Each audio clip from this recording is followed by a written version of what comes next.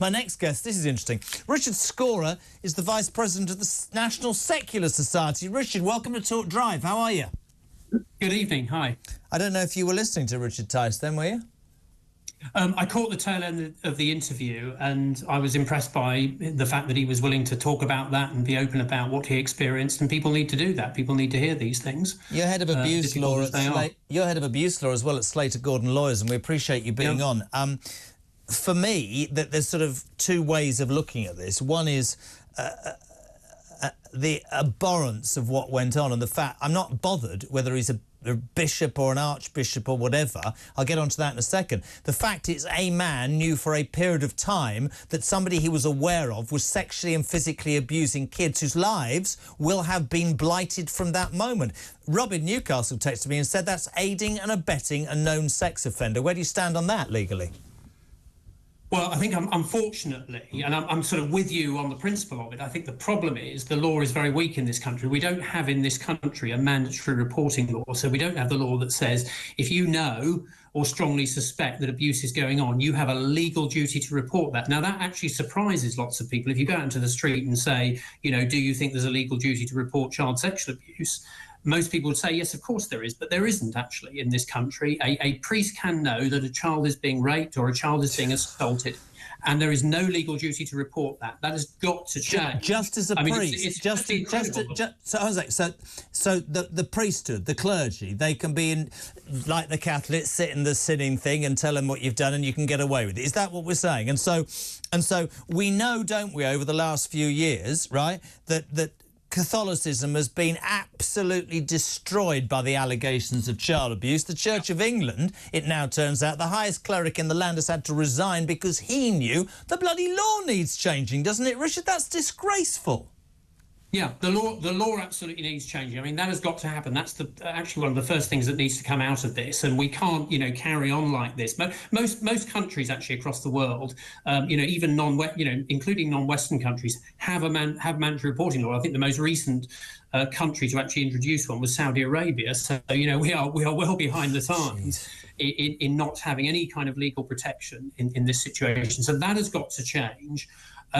Yeah, I mean, that I think is the single biggest thing that comes out of this, the single biggest change. And it's interesting when you say no legal protection, you say that even Saudi Arabia, for all the faults that we all find with Saudi Arabia, that they have that. No legal protection. The problem is, without wanting to say the wrong thing, is that that's being, unfortunately, is now seen by many people as the opportunity for people in religious positions, starting with Catholicisms and now with Justin Welby, to cover up heinous crime.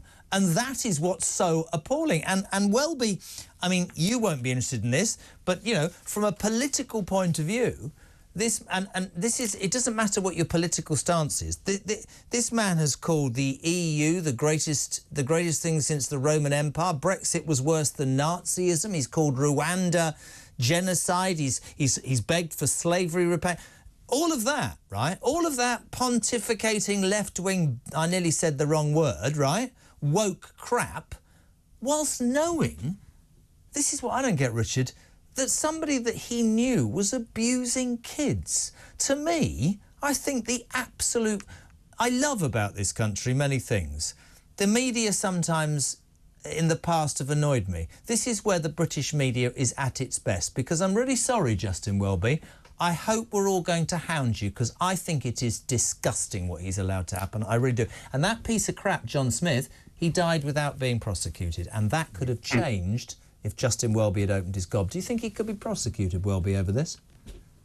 Well, I mean, unfortunately, because of the state of the law, sadly, I think that's very unlikely. But you're absolutely right in what you say. And one of the problems I find in religious organisations is, of course, they want to project that they are moral, they are good. I mean, that's what they're about. And so when something happens within the organisation, as it was happening, you know, has been happening over the past few years with Justin Welby, when he's been saying all the things that you mentioned, of course, you don't want to talk about that. They want to keep it, you know, keep it hidden, keep it covered up, because it conflicts with the image of the institution that they want to project.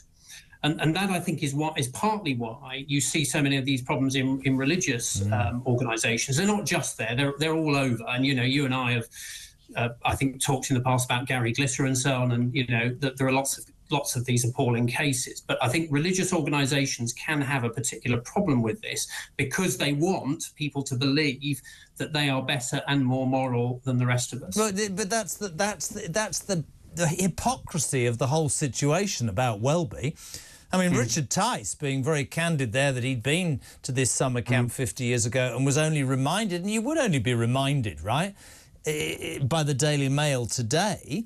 Turns out Welby worked there as a supervisor. So you're telling me, are you, that 50 years ago, as a supervisor in the camp where John Smyth controlled all of this, that you didn't know anything was going on? Well, again, that's going to be the next set of questions. I noticed in his statement he thanked his wife and his children. He said, please have them in my prayers.